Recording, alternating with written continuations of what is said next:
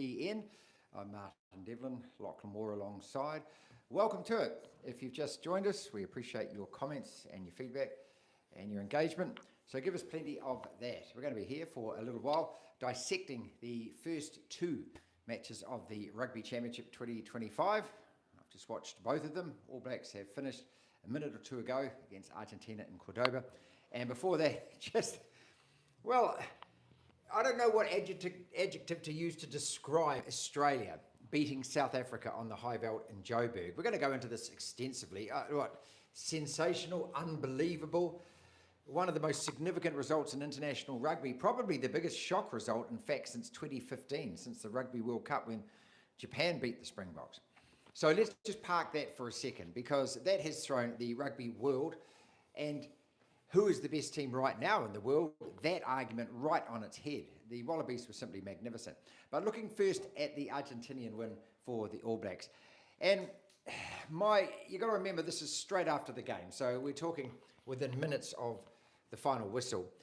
And so there's always going to be a bit of emotion afterwards. You haven't had a chance to look back, to rewind anything. It's always easy when you're looking at the All Blacks, isn't it, to criticise and to look at things from a critical point of view. First and foremost, 41-24, Lachlan, that is a really impressive scoreline. And let's just mark that down, I think, before we do anything else. We've gone to Cordoba.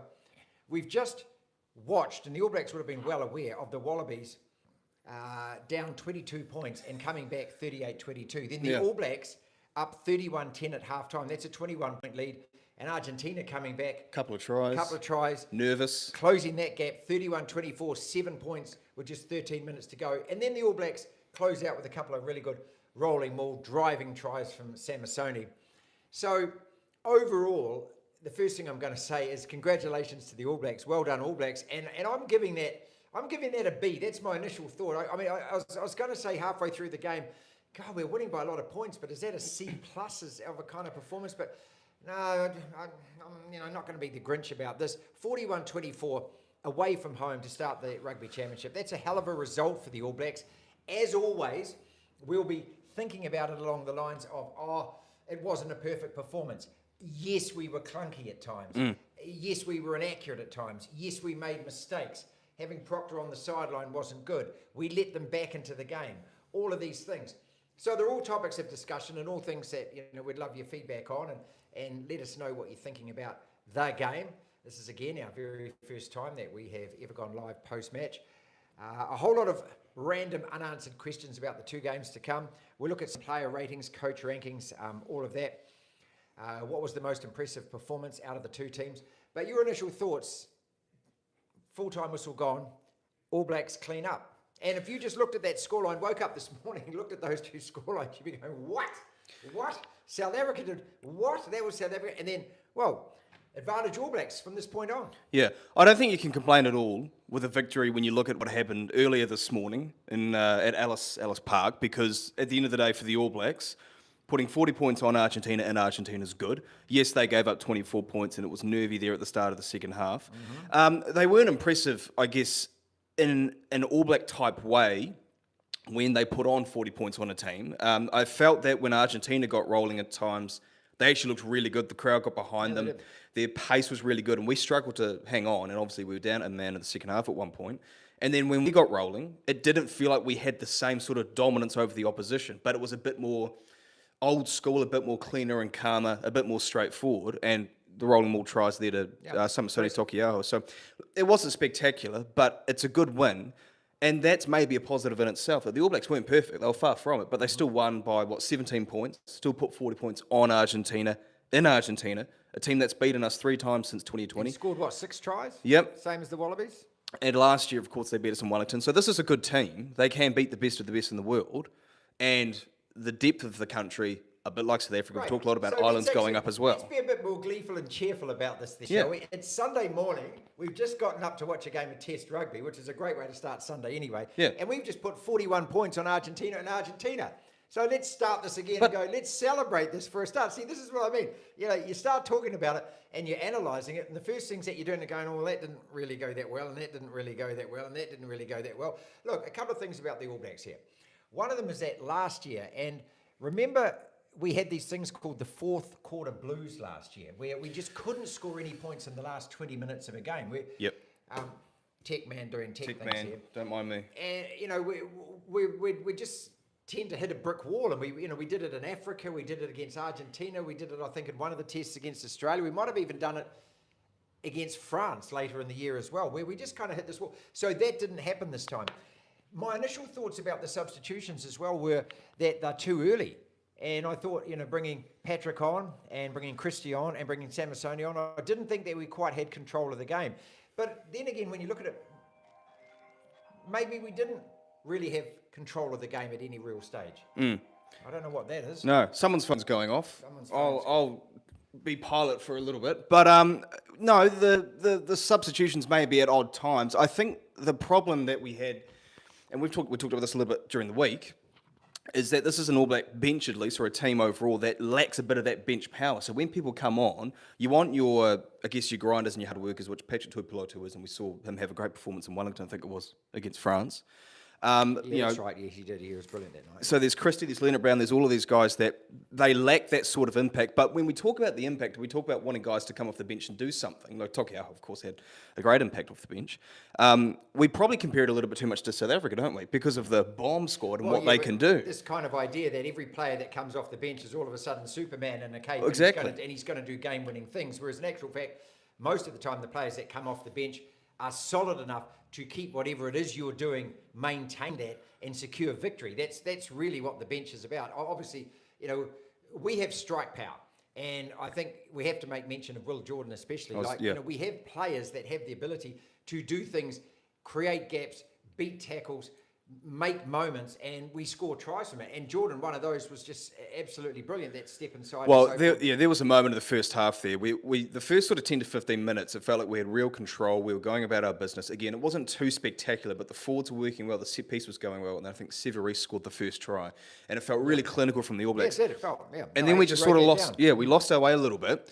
And then I can't remember what the score was. It might have been 17-10 or it might have been 17-7. And then Will Jordan got that try, which came out of nothing. Yeah. Which, look, I wasn't really around when Christian Cullen was at the peak of his powers. I sort of started watching rugby as he faded into the sunset, if you will. But I would imagine he was the same, where the All Blacks might not be doing so well. They might have lost control. Possession and territory aren't going their way. And then out of nowhere, he changes the course of a game out of a little bit of individual brilliance. Look, and Will Jordan is almost a saviour for us in those moments. Cully. Yeah, absolute classic Cully. The ability to be able to change direction and accelerate, and that was Christian Cullen until the knee went on Cully, unfortunately. But his ability, and Jordan has the same. He runs like a gazelle. You don't actually think he's running that fast. You look at him, but he's actually running really fast. Then he changes direction and even runs faster. So. Yeah, I mean, him at fullback obviously is such a weapon for the All Blacks. I just think that what we want from the All Blacks is we're always obsessed about having this team play error-free rugby, do everything right, dominate every phase of rugby, and then rack up these points at the end of that. As you said right at the start, we have to give big respect to Argentina. They beat every team last year. Yeah. This is, to me, today watching this game, I would say, here am I. I'm absolutely obsessed with these two tests against South Africa, and especially that first one at Eden Park. And I've looked at our build-up thinking, okay, France, second test was really good. Third test, about the first 20 minutes of the third half was really good. Now we've played Argentina away, which is quite obviously the biggest contest out of the 4 tests that we've played so far is this one, and we've gone there and we've put a scoreboard of 41-24 on them. We've conceded 3 tries, yeah, because they kicked a penalty, so yeah, 3 tries, yeah. Won't be happy with that, because we're never happy with that. But ultimately, when you look at it, we were certainly superior at enough of the game, enough bits of the game, and through most of the game to, I think, justify that scoreline at the end. Yeah, well, I think for starters, our scrum, when you're talking about these battles, we know that our backs can tear teams apart. Our scrum, I thought, was really, really good. And it's those contact areas in the set piece that obviously determines the superior team in a contest. We saw this with Australia earlier today, that if you just hang in the fight against these sides like South Africa, I think people say this about New Zealand, you can get to them. Well, look, rugby affords you opportunities these days. Yeah. It's very rare we're ever going to get a test match. Like, you can go back to the 2023 Rugby World Cup final, a 12-11 scoreline. We don't see that scoreline that often in Test rugby these days. We're more likely to see both teams getting over 20 points. And I just think that's the way that players are trying to play their rugby these days. If you've just joined us here, DSPN, first time we've ever done a post-match live after a game. Very shortly, we're going to be tackling the whole South African thing. A lot of comments coming through. This is great. Oh, this is great. Thank you so much for all of this. We'll get to these in a second. Really interested in knowing what our South African friends thought about that, because just briefly on that before we track back to the All Blacks. Look, I've written, you can see here, page after page. A tree's worth. After page of notes watching that South African game. Let me just go through a few for you straight away. South Africa score inside the first 3 minutes. I was like, 10-0 after 9 minutes, 15-0 after 12 minutes. I'm feeding off mistakes, running hard into contact, offloading. They were doing so many offloads, beating tackles. Easy meat is what I've written down here, Lachlan. Easy meat. 15-0, 3 scores ahead. Game over before a quarter of the game's gone, 12 minutes. 22-0, 17 minutes. I'm so close at that stage to going, turning the TV off and going, this Bok team just can't be beaten. They are at a level. I kept watching. Australia score a try back before halftime. I thought, consolation try, 22-5 to the Boks. I'll close this out. It'll be about 34-14 or 34-15. And incredibly, the Springboks just started making mistakes. They had enough possession. They had certainly enough territory. They were in the Australian 22 a number of times, but each time they did, clunky, clumsy, they gave the ball up. Australia absolutely owned them in the breakdown. Australia from the 63rd minute blanked them. 33 unanswered points from that. 22-5 at half-time, right? 38 unanswered points make it from that point in time. 33 unanswered points in the second half. 38 unanswered points from the 22-0 17-minute mark. So that's South Africa on the high veld at Ellis Park, not scoring a single point.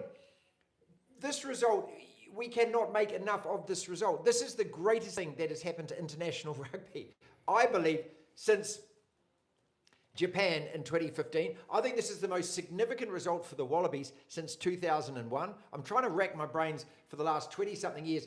Leave us a comment here and let us know. What is the biggest result in Australian rugby since that? Look, in 2001, they were 1-0 down to the Lions in the series. Yeah. They were smacked up in the first half of the second test. It looked as though the Lions were running rampant. They wrestled it back. They won the third test. And then after that, they lost the first test. I think it was might have been in Dunedin. They lost to us, the All Blacks. But they came back and they won in Australia. And Totoai Kefu got that try running over Ron Cribb, and they got the bleed. So those 2 test matches, and John Eales ended his career on that massive high. Since that time, Australia beating a significant win over an opponent in a really meaningful match. And for that, you have to grade them. You'd have to be a World Cup knockout match. Yep. Or it has to be, a Bledisloe equaling test win, or, of that ilk. Maybe going to the Northern Hemisphere and beating France away, beating Ireland away, winning at the Poms at Twickers was a great result for them last year. But this takes this up to another level. Joe Schmidt, let's talk about that guy. Joe Schmidt, the first coach to ever coach Ireland to a win against the All Blacks in 2016 in Chicago. That's climbing a hell of a mountain. You've just gone and done it again. Yeah. He's just homered out of the park again, this guy. He has managed to corral that Wallaby outfit. And you've got to remember, this was a Wallaby outfit that only 3 games ago were smashed up front by the Lions. In Brisbane. Yeah. Let's not forget about that. Then, of course, they bounced back, but they had a massive lead in the second test in Melbourne, blew it, came back, dominated the third test. We're all sitting here wondering, okay, is it because the Lions have buttoned off a bit? Is it because they're on their cell phones in the dressing room during the lightning break? Is it because their heads aren't in it? I think what we're going to have to consider over the next few days, and again, this is just post-match, this is just immediate, these are just immediate thoughts. What we're going to have to consider is the close quarter contestability of that Lions-Wallabies series in terms of battle hardening the Wallabies players. I don't think we can underestimate how much that has meant over the last couple of weeks. Given that South Africa, your preparation was the Barbars game, bollocks, 2 tests against Italy, which were very easy against, and not even a full-strength Italy, then Georgia as well, yeah. Now, you may have been in training camp and playing for 4 weeks, playing against each other or something, but there's something about actually playing, and those 2 test matches have put Australia into just a readiness level and a confidence level. None of us expected this.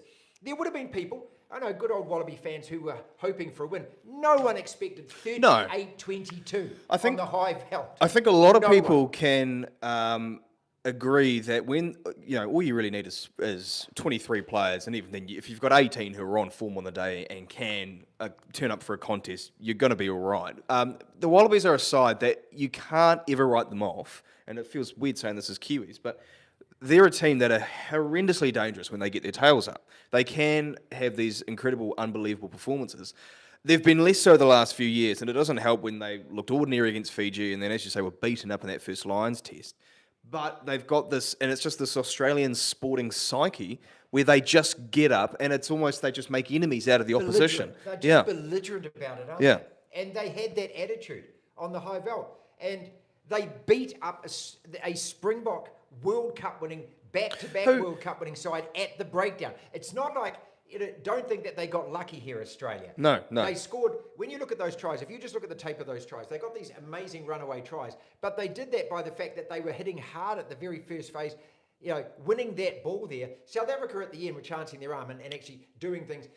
Their big hard-ass backs, big muscle men backs, can't turn and chase. These little whippity Australian backs that are just running through them. But it also felt that the Springboks... Glorious to watch. Yeah. Praise be to Allah, praise be to God, praise be to the Lord, praise be to Yahweh, praise be to the rugby god, whoever you like to call him. This is the greatest thing that has happened to world rugby in years. But it's a couple of things. It resets things a bit, and it reminds us everything. That, and this happened I think last year when Argentina beat us, and then they beat South Africa, and then we should have beaten South Africa in that first test at Ellis Park, and we fell away in the last 20 minutes, which happened in every test last year it fell. The opposite happened today, by the way. We actually picked it up and went up a notch in that last quarter, which is great. But World Rugby is incredibly close. There's, we go on about how great South Africa are and they resemble the All Blacks of the 2010s. It stops right here, now. Only as good as that performance, South Africa. The one thing that we do... Is his job under question here? Is that what we're asking now? Is he trying too hard to be, that guy? Is he outwitting himself? But is Tony Brown trying too hard to make the All Blacks... So Springboks play like the All Blacks. Well, that's a fair point, because when they threw the ball, there were moments where it came. Like South Africa were the most dangerous this morning when they kicked the ball, bomb kicks in the first 40 minutes. Owned them. Would retain it, and then you'd have these attacking kicks from Grant Williams, I think the halfback's his name, and they were at their best with that. And when they were physical in those parts, the breakdown, the way they moved the ball, they were really quick. But they seem to move away from that a little bit in the second half. And Australia, look, it's like... Take out the toy and you're Scotland, mate. It's like rumble in the jungle. It's the truth. You're a heavyweight boxing fan from back in the golden age. That you've got Ali versus Foreman. Foreman's just going at him, and Ali just sticks in the fight and then picks his moment and then wins it. That was the Wallabies today. That was rope-a-dope on a rugby field. You've just got to stay in the fight and wait for your moment. And the moment for the Wallabies was that entire second half. I mean, 38, if you count that try at the end of the first half, 38 unanswered points. It's incredible. As All Blacks fans, because we're yet to see a perfect 80-minute, not that there's such a thing as a perfect 80-minute performance, but we should be a bit nervous because this Wallabies side, we've looked at them as easy beats the last, probably, ever since really, probably that 2015 World Cup final, to be fair. Okay, and we've got to remember in 2015, the Wallabies did outstandingly well to get to that final, but playing that year and years previous to that, they were very average. They haven't been a great side for the best part of 20 years. Here's a couple of comments that have come in about Argentina. Sorry, your time is finished, Cortez. Preston and Fakatava are better than Cortez and Philly. Look, I disagree with that. I thought Cortez actually had a really good first half. Yeah. And I was a bit unhappy that he was taken off when he did, because he was playing, I thought, well, this is... If it's not the best I thought he had played in an All Black jersey, it was getting pretty close to it. And he was playing with such confidence at that stage. We had that lead. I thought, leave him on. Leave on the guy so that he can guide us home. I would have taken him off after 70 minutes.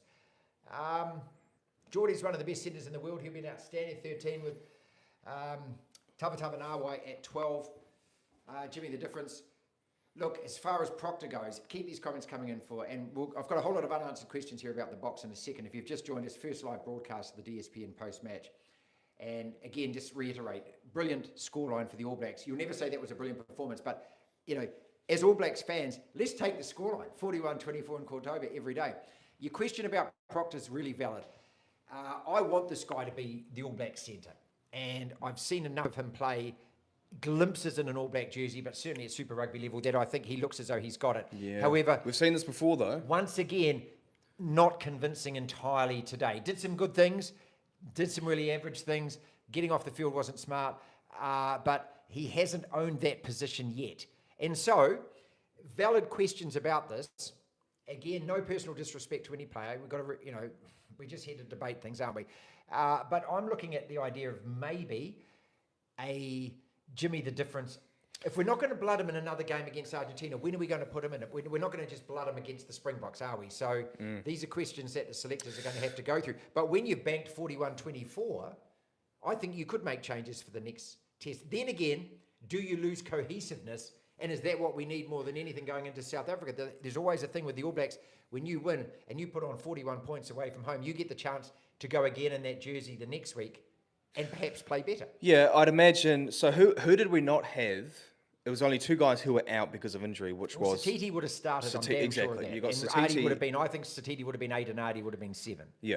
So that changes the lane, whether Karifi goes on the bench or whether I think Samini goes on the bench or whether Jacobson might even start on the bench. Well, Jacobson's not over there at the moment, is he? So he doesn't play the next test. So But I'm saying in an ideal world, all our players are over. Well, if everyone's healthy in an ideal world, I don't know. I mean, who would be your loose forward off the bench? Because your starters are, I think, Vai is the 6, unless Simon Parker gets run, who I'd love to see him get one sometime soon.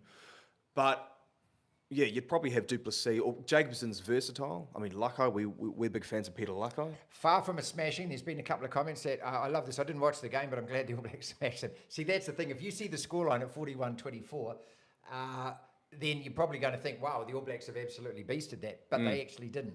Keep these comments coming in. I've got some unanswered questions if you've just joined us.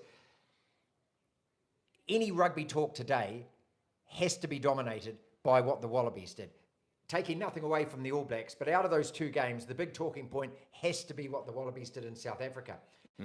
This South African hoodoo, this aura, this invincibility, and I'll be honest, I bought into it. I've absolutely bought into it. I've got this idea of these big behemoths coming here that are virtually unbeatable, that are as good as our 2015 side that dominated the world for 5 or 6 years during that period, and that, we're going to have to play at our absolute best to beat these guys at Eden Park, and if we don't play at our absolute best, or even if we do, we might not beat them and so forth.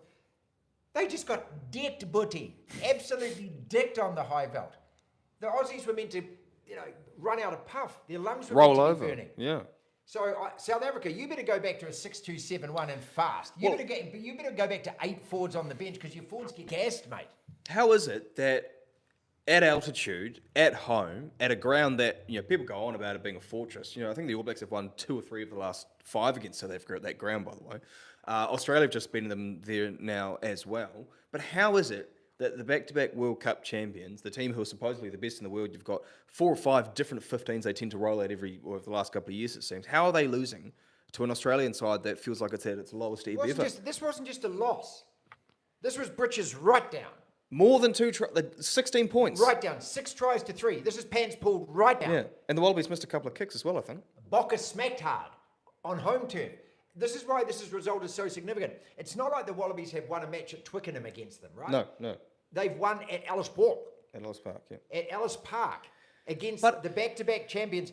This is the Wallabies we're talking about here, okay? If you're not talking about the All Blacks, you're talking about the Wallabies you've just got pinked by. But is it bad South Africa or good Australia? I think it's good Australia. I don't think this is all of a sudden that we need to reset things and we've run the World Rugby rankings. No, All Blacks are back to being number 1 as of today. Okay. Leave it out. It's done. You come to Eden Park now and you're going to hope South Africa to maybe wang one of those 2 tests. You come and play like that, we'll put 40 on you. We'll absolutely run you off your feet. That's the problem. Yeah. Well, the difference between us and Australia, now, ignoring this morning's match... Think we're going to contest the breakdowns like Aussie did? Well, we'll be better. Yeah. Ideally, would be better. To Australia's credit, they're I don't know if it's a weakness, but where they do drop off compared to the likes of South Africa, France, and us is their type 5. They just don't have the grunt. Obviously, Will Skelton's made a big difference the last couple of weeks. And they were getting beaten. But their loose forward trio has often been really, really good. They have produced good loose forwards, at least in the last 20 to 30 years. Bastards, those Aussies today. Fraser McWright. Yep. Well, what a performance from him. Performance from the captain. Skelton was out there, I think, in the 78th, if not the 80th minute. Oh, sorry, I thought he was big and he was going to get gassed. And we were told by Harry Jones that every single Bok fan in the stadium was ready to smash him and push him backwards. Yeah, someone said on the podcast recently that it's like, was it on our podcast? Might have been somewhere else. That it feels like your lungs are being stabbed. Yeah, the Australians got a second win. Here's some unanswered questions. The Springboks, yes or no, trying too hard to play like the All Blacks, especially the back line, moving the ball at pace and things. Tony Brown's made a big difference, we know that. Why did it all go wrong this morning? Well, they have talent out wide. They actually, Massive talent.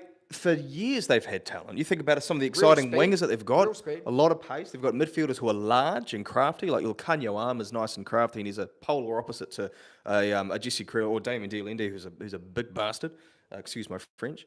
But they've got the talent, but it just seems that a lot of it doesn't tend to click. Now, is that down to your first five? Because Marnie Lebok is a good first five in terms of an attacking and a ball running sense. His kicking game leaves a little bit to be desired. Well, the defence just went to pieces. Yeah. Australia, every time they got a gap, just shredded you. Okay, when they can't or aren't dominating you, what is the Springbok plan B?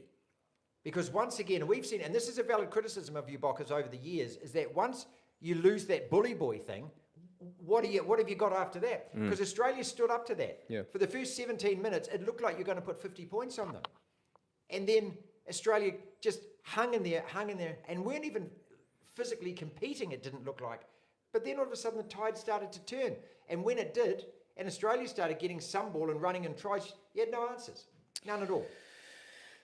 Yeah, which is strange because, as we just said, they have the talent out wide. I mean, Australia are actually quite similar to us, where they like to throw the ball around and they like to find space and utilise it. The Springboks, obviously, in their DNA is not exactly that, even though they do have the players. So it's probably a mental thing. I mean, for us, we're like when the All Blacks get going, they compete up front and then they pass the ball out wide. It's like a bunch of kids in the backyard, or it's like a school field at lunchtime, right? You just get this confidence to be able to throw the ball around. And as much as South Africa were trying to, none of it was coming off. But let's not doubt, one, they have the talent to do it, and two, they've got an absolute mastermind running the attack in Tony Brown. So it'll come right. Rovo Ama Vunivalu, thanks so much for your comment. Calm down, mate. He says, calm down. Awakening and belief of Wallabies young players could be different when the All Blacks face it. Leonard Brown is Caleb Ralph type player when coming to the All Blacks. Of course I'm not going to calm down today, mate. I'm just absolutely on cloud nine after that. That to me is the greatest thing that has happened in rugby in years, months, decades, this result. Go on, Australia. I can't wait to play Australia now in the Bledisloe Cup. Man, we've got a contest happening there. Sorry, but your time is finished. All Blacks with the best 23 will destroy the Boks in September. I'm not sure about that. No, I'm not going to say destroy, no. There's always a point where a team goes from experience, Nick Bassett, always a point where a team goes from experience to old. Do we just see that with South Africa? Had a couple of players in the team under 29, all their big guns well into their 30s. Mate, I was thinking the same thing, but I was thinking it in terms of 2027 while I was watching the game. I wouldn't go so far as to say that right now, but I was thinking while I was watching it, thinking, hang on a second, is this South Africa team going to be... We saw this happen to us in 2017 when the Lions came here. They drew that third test. They beat us in the second one. We lost another game that year. I think we might have lost to Australia that year, did we? Or did we lose to... No, 2017. We lost to Ireland the previous year in 2016 for the first time. But you could just sense that maybe the All Blacks, this dominant All Black side, were coming to the end of their time. We saw this as well in 1990 it started. The All Blacks invincible, 87, 88, 89. In 1990, we were 2 up against Australia, lost that third test in Wellington. And all of a sudden you thought, hang on a second, 91 came around, we got beaten by the Wallabies again. Actually smacked up in Sydney, just won 6-3 at Eden Park. But by the time we got to the World Cup, our team was just aging. Really valid question, I think. And also the amount of rugby these guys have had as well. If Joe Schmidt can lift this young Wallaby side up to that level to play like that now... Well, he's gone after the Rugby Championship, isn't he? Les Kiss, it's after this year's Rugby Championship. Les Kiss is the coach, isn't it? Rugby Australia. It was meant to be after... The Sheds have got one job. Keep him on somehow. Well, keep him that's on another... somehow. Now, there's the change that has happened in Australian rugby since we saw a glimpse of it last year. We did lose to Australia in 2017, you're right. Yep. Okay, we saw a glimpse of it last year on the Northern Tour for Australia. We had a couple of good wins. We saw... none of it in Brisbane. We saw an emergence in Melbourne. We saw victory in Sydney. And now we've seen the Wallabies pull out... Well, it's not a rabbit out of the hat, it's a moose, isn't it? They've gone into that hat and they've come out with the biggest creature that they could possibly pull out. Yeah, but it's not a It's a rugby moose, that is. I mean, when do you see a rugby moose? You saw one this morning. It's a Southland stag. The way they played in that second test against the Lions, they should have won. They should have been able to control that game when they went up by 18 points in the first half. That was the worry watching this game. Yeah. When all of a sudden they got a lead, and I thought, oh, hang on, here we go. They're going to lose it. Yeah. And these guys are going to. Well, but you had a much more. Now, it's nothing. We talked about this last week. I think it was. It's nothing against Tom Liner, the young first five for the Wallabies. But I think if you'd had an older head, a more experienced head controlling that second test against the Lions, perhaps they see it out and they win. You had James O'Connor there playing for them this morning, and you had Nick White, who was meant to retire after the third test, the shortest retirement, if the commentators called it. And you had two older heads, experienced heads, who just have a little bit more experience in winning test matches. That's probably one of the key differences for Australia. And then you get, Tom Wright, I think, is one of the most underrated players in world rugby, because for a long time he couldn't even get a start, I think, for the Brumbies it was, or at least he was on the outskirts of the Wallabies squad. But he's got express pace, as you bring it up. Real pace. You use that term a lot. You've got Swali'i, who's Jorgensen as well. These guys one-on-one, they embarrassed their South African opposites. They set them on their backsides. So this is You see that often. And you got a difference maker in Swali'i as well. So you just need your forwards to be physical. You need your loose forwards to attack the breakdown, which they did. You need your 9 and 10 just to be smart in how they control the game. You need the kicking game to be on point. And then all of that gives your outside backs the freedom to do their job. Then you have to have strike power. Then you have to have the ability to make and take advantage of these mistakes that are made and half gaps. We saw Swali'i do one. Yeah. We saw Jorgensen, I think, one. We saw Wright do another. Yeah. And those were three scorching tries, which it was almost, because the commentators were so subdued, you're thinking, oh, it's been a knock-on or something. Because that's a really, really weird commentary team from South Africa, to be honest. So they just don't. Well, George Gregan, I love how George Gregan was talking as well. He's very close to the mic. Yeah, he was. He's very quiet. But seductive as well. I think he was just sitting on the end of his seat the whole time, going, "My God, please just blow the final whistle." And, I don't want to lose. In the first half, I don't want to lose from 38-22. I've got to watch this in the flesh. Come back and do that. Geez, they're up to 22-0. Couple more questions, and before we wrap it all up, we've been going since 11 o'clock. The first time that we've ever done a post-match. Appreciate all the comments that are coming in. We'll keep doing this right throughout the Rugby Championship, and we'll bring on special guests. So this is just in the dining room at the moment, this one. So as you can see, just set up after breakfast. Gentlemen's hours, All Blacks. In a word, satisfying. Yep. That's the word I'm going to use. I was going to say comprehensive. No, I can't say that. I was going to say it's not magnificent because the result might be, but the performance wasn't. I'm going to say satisfying. That's a really satisfying All Black performance and result.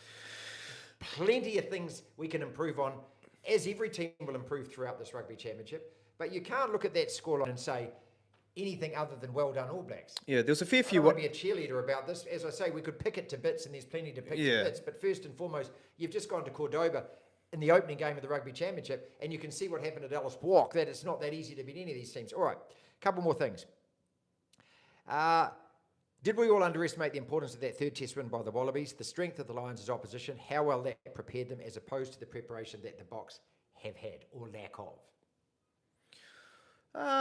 Well, I didn't, because I don't think the Lions went out there just to kind of hang out and have a good time and just chill and whatnot. No, it's a rugby test, sure, but because it was 2-0 to the Lions at that time. Yeah, obviously there's that obviously probably had a bit of celebration during the week, and then you look at the fact they were on their phones when they had that lightning break, and you wonder how locked in were they. At the same time, I don't think any professional athlete or team in this world enjoys losing. I do not think that for a second.